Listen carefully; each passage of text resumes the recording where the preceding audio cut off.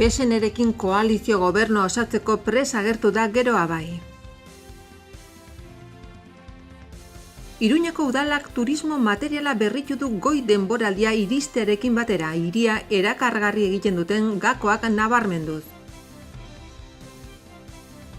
Iruñeko udalak aintzatespena eman die Lexit programaren 3. edizioan lehen hezkuntzako haurrei irakurmena hobetzen lagundu dieten 51 voluntarioei.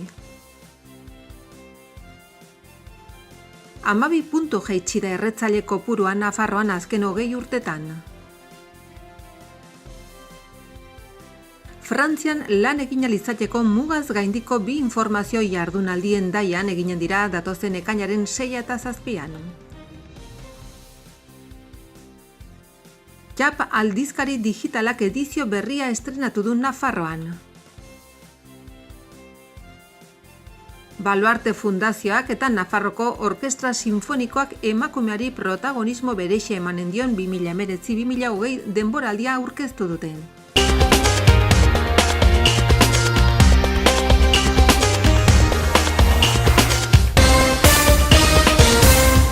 Goazen gaurko titularrak ezagutzera.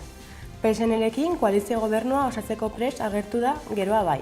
Gobernua aburrerako anitza eta egonkorra osatu nahiko luke Geroa baiko Uxue Barkosek. Hori lortzeko lidergoa giltza alderdi sozialista duela agerikoa dela deritzo. Uxue Barkosek argi adierazi du ez dela Maria Txibiteren gobernu baten kontseilari izanen, baina zabalik utzi du koalizio gobernu bat osatzeko aukera. Maria Txibite bilera sorta eginen du helduden astean Geroa bairekin, Ahaldugurekin eta Ezkerrarekin. Kanpoko presioen aurrean arduraz jokatu beharra dagoela berretsi du Barkosek.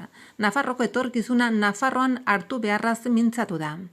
Eusko Alderdi Jeltzaleak edo Arnaldo Otegik egindako adierazpenetatik ere aldendu beharra sumatzen du Geroa bairen, baita Geroa baik hartzen dituelako erabakia. Esan bezala eskerrak ematea eta zentzu horretan benetan ohore bat izan dela 12 baino gehiago hori berreskuratzea egia eta hor agerian gure ustez izan den notizi txarrena laukoaren inguruan lortu ez dugun gehiengo bat edo behintzat gehiengo positibo bat lortzea. Lehenengo kontaktua izan da besterik ez, baina hortik eta hor beraz gure deia eta deia argia gainera ezin dugu denbora galdu. Azkenian denbora galtzeak gure historio politikoan erakusten du zenolako oztopoak agertzen diren gero. Momentu honetan azkenian herritarren ahotsa entzun behar da. Eta herritarren ahotsak pasaden 26an esan duena argi eta garbi da alderdi sozialistak daukala momentu honetan lidergoa gobernu progresista bat martxan jartzeko edo gainontzeko erabaki bat hartzeko. Esan bezala, guk ez ditugu betoak onartzen, berriro diot, eta gure erantzunkizunetan ez dira inoiz alakorik jarri. Baina ez bakarrik EH Bildurako baizik eta PSN-rekiko baita ere.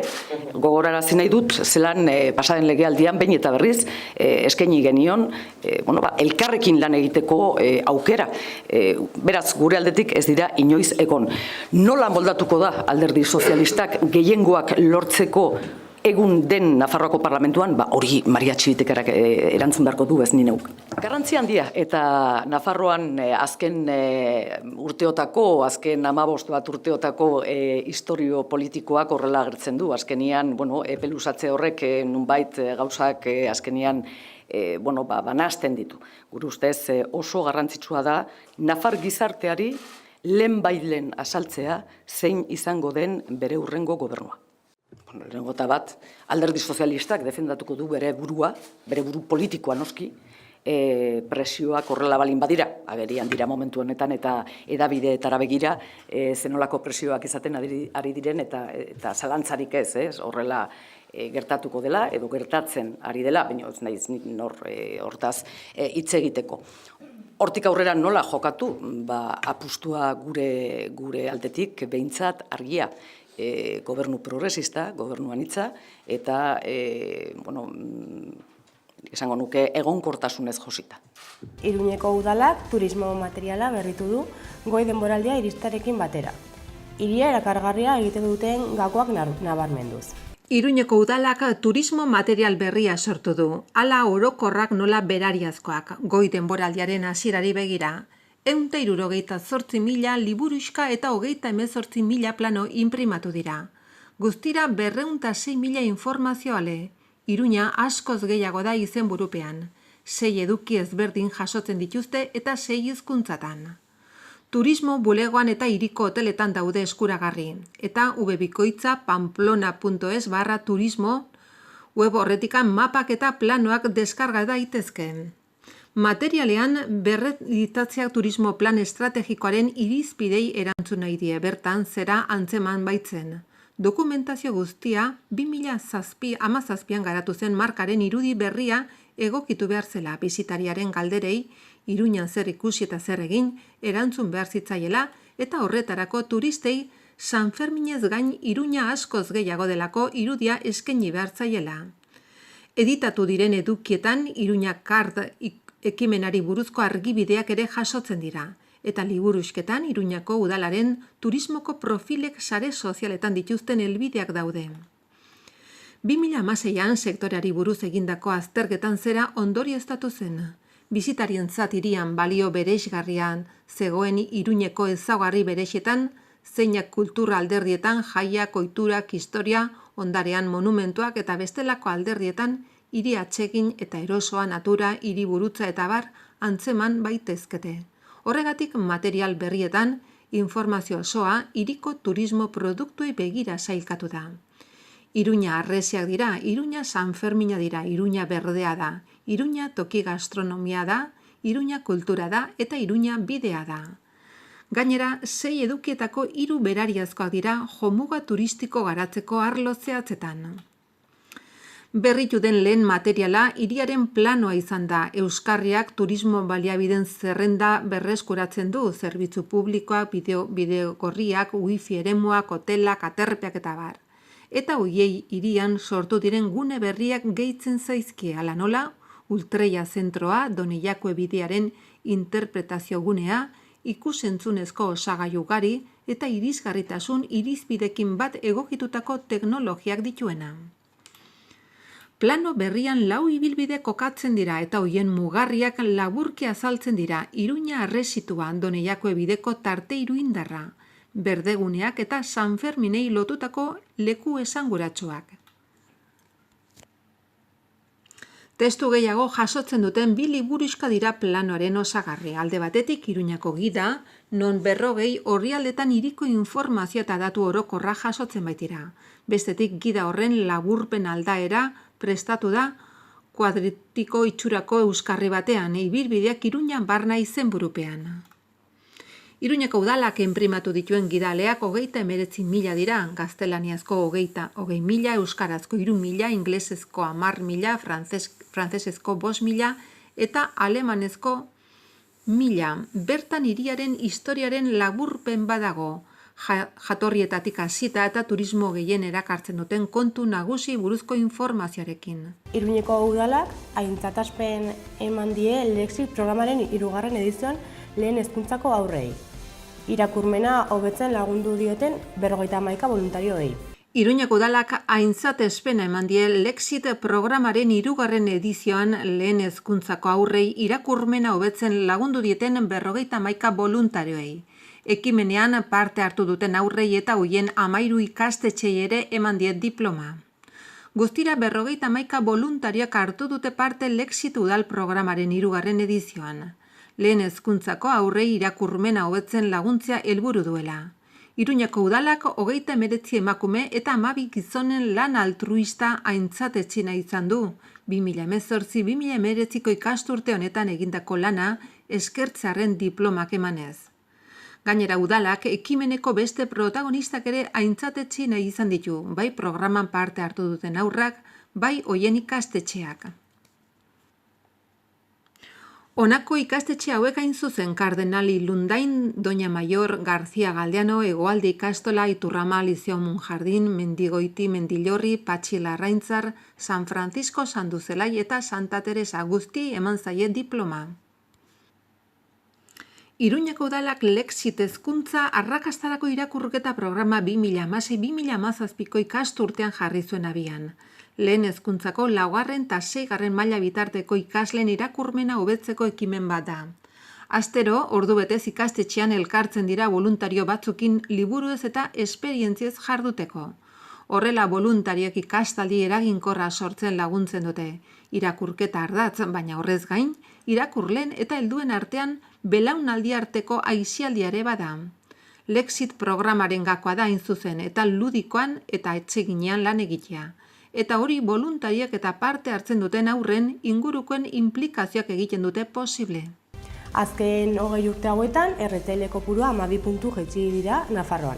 Tabakismoaren prebentzioak 25 urte bete ditu. 12 puntu jaitsi da erretzaile kopurua Nafarroan azken 2 hamarkadatan. 2000 urtean erretzaileak 131,5 izatetik egun 119,5 izatera igaro baitira Nafarroko bizi baldintzen azken inkestaren arabera.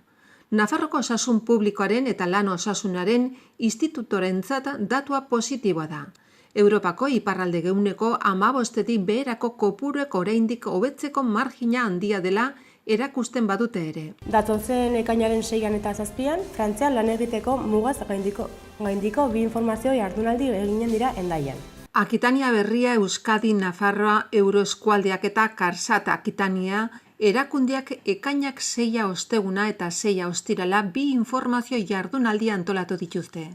Non 3 eskualdetako erakunde ezberdinetako adituek, Nafarroko gobernuko Nafar Lansareko ebarne, mugaren alde batean edo bestean, jadanik lan egiten edo lan egitea pensatzen duten personei nahi adina informazioa eskainiko dizkiete. Topaketa horiek edozin personari zuzenduta daude eta bertaratzeko ez da beharrezko izen ematea edo hitzordua eskatzea. Ekainak 6 osteguna 9:30 ordu batetara eta 2:30 5:00 zein ostirala, 7 9:30 ordu batetara Hendaian Euroeskualdeak duen egoitzan eginen dure leku eder kalea 18 Jonkaus industrialdean. Fiskalitatea, diru laguntza, gizarte segurantza, erretiroa, lan zuzenbidea, lan bilaketa, kontratazio baldintzak, langile eskubideak edota langilei eragiten dieten beste kontoi buruzko informazioa jaso daiteke. Jardunaldi hauen helburua da mugaz bestaldera bizitzera edo lan egitera joateak langilearentzat eta bere familiarentzat eragin ditzaken ondorioz informazio ematea. Txap aldizkari digitalak edizio berria estrenatu du Nafarroan. Txap aldizkari digitalak edizio berria estrenatu du Nafarroan. Anabel Arraiza, Angel Erro, Mikel Idoate, Santi Leone, Oskia Ugarte, Garazia Arrula eta Ingeru Epaltzaren izanen dira elkarrizketatzaile eta iritzi emaileak. Pasaden urrian argitaratutako ale esperimentalaren balorazio positiboa eginda eta Nafarroko gobernuaren laguntzari esker Txapen Nafarroko edizioa 15ean behin kaleratuko da aurrerantzean. Aste honetan bertan hasita. Bertze ediziotan bezala bertako kolaboratzaile eta iritzi emailek hartuko dute protagonismoa. Bestea beste, Anabel Arraiza, Angel Erro, Mikel Idoate, Santi Leone, Oskia Ugarte, Garazia Arrula eta Ingeru Epaltza. Edizioaren koordinazioa Juan Cruz Lakastak egingo du kazetariak, aldizkariaren balio simbolikoa azpimarratu du. Nafarroko edizioa primeran estrenatzeko Anabel Arraizak osasunako kapitain Oier Sanjurjori egindako elkarrizketa argitaratuko du. Ohikoak dituen 3 formatuetan, testuan, audioan, zein bideoan. Gainera Oskia Ugarteren iritzi zutabea ere izango du. Gehi 3 ediziotan komunak diren edukiak, liburu, disko eta film gomendioak, moda aholkoak, ilustrazio animatuak. Hori guztia 15 minutu inguruan irakurtzeko moduko formatuan. Eta bukatzeko Baluarte Fundazioak eta Nafarroako Orkestra Sinfonikoak emakumeari protagonismo berezia emanen dion denboraldia aurkeztu dute. Nafarroko Orkestra Sinfonikoak eta Baluarte Fundazioak ondoko 3. urtez elkarrekin gauzatuko dute 2019-2020 denboraldia. 14 orkestra, kontzertu eta musika, lirika eta dantzako beste horrenbeste ikuskizunek osaturiko programazioa 2019ko irailean hasi eta 2020ko ekainera bitarten luzatuko da. Eta horri atxikita garatuko dira halaber Baluarte Ganbera eta Baluarte Txiki deritzen zikloak. Ziklo sinfonikoan naiz fundazioaren ikuskizunetan protagonismo berezia izanen dute emakume interpretatzaile eta sortzaileak. Nafarroko Orkestra Sinfonikoaren koloreak izenburuko ziklo berriaren helburua Gure orkestra handiago eginen duen soinu mundu berri bat sortzea da taldearen zuzendari titular eta artistiko Manuel Hernández Silvaren esanetan. Horretarako musika frantziarraz, espainiarraz eta latinoamerikarraz baliatzen da. 3 urtetan programatu dituen Beethovenen sinfonia guztien interpretazioa osatzeaz gain. Ondarea berreskuratzeko aleginari dagokionez, Lorenzo Ondarraren Te Deum obraren eta Emiliana de Zubeldiaren piano eta orkestrarako bigarren kontzertuaren programazioa nabarmendu behar da. 6 programa zuzenduko dituen Manuel Hernández Silva titulararekin batera beste 8 zuzendarik aipatutako Alondra de la Parra barne eta hainbat solistak jarduerari eutsiko diote izan ere, abonuko denboraldiez gain Lakaixaren Mesias parte hartzailea, urte berriko kontzertua jarduera pedagogikoa, Nafarroko Ganbera Operarekiko lankidetza eta Iruñetik kanpoko 9 herritan antolatuko diren 17 kontzertu ere programatu ditu. Ohiturari jarraiki Iruñeko Orfeoia izanen da, abesbatza laguntzailea denboraldi honetan.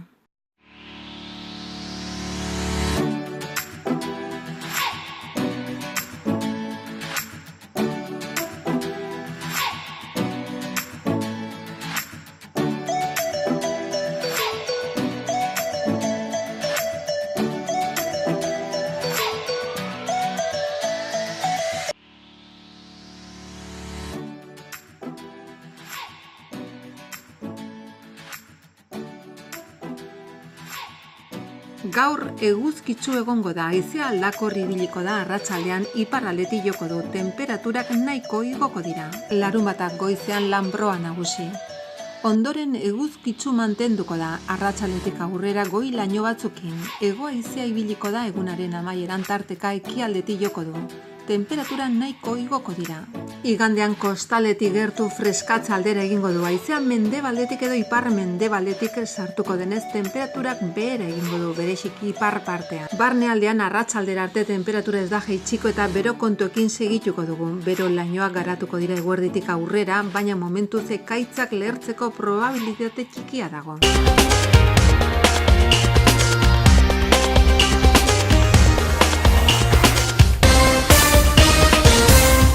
PSN-erekin koalizio gobernu osatzeko prest agertu da Geroa bai. Iruñeko udalak turismo materiala berritu du goi denboraldia iristearekin batera, hiria erakargarri egiten duten gakoak nabarmenduz. Iruñeko udalak aintzatespena eman die Lexit programaren 3. edizioan lehen hezkuntzako haurrei irakurmena hobetzen lagundu dieten 51 voluntarioei. 12 puntu jaitsi da erretzaile kopurua Nafarroan azken 20 urtetan. Frantzian lan egin izateko mugaz gaindiko 2 informazio jardunaldien daian eginen dira datozen ekainaren 6 eta 7.